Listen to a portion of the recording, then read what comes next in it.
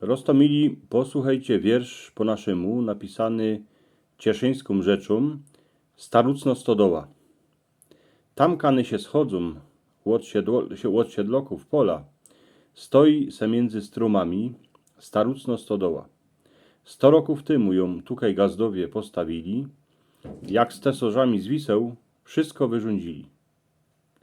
Najprzód jednako mulorze pilyże postawili, całe dnie przy malcie, a przy cegłach robili.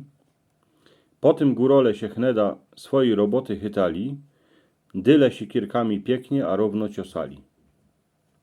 Więźbę z chrubych desek na pilyżach obsili, na bontramach płotwie równo gwoździami chycili, ciężki wrota na bantach z przodku powiesili, a na koniec deski na ścianach porządnie przybili. Jak już stodoła stoła, to i furt cosik chybiało, co by do postrzodka na siano, na słomę nie padało, tuż dachówki na są wyrch chłopi układali, jeden drugimu z drabiny se ich podowali.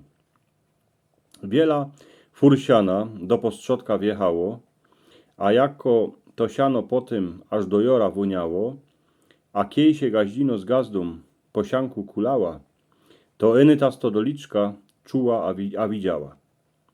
Kury tam wajca nosiły, dziecka z piętra skokały, łaski, myszy, a szczury w sumsieku dorobiały, ale wachowały stodoły, a i pstrokate kocury, poradziły pod ciepów wysmyczyć z każdej czornej dziury.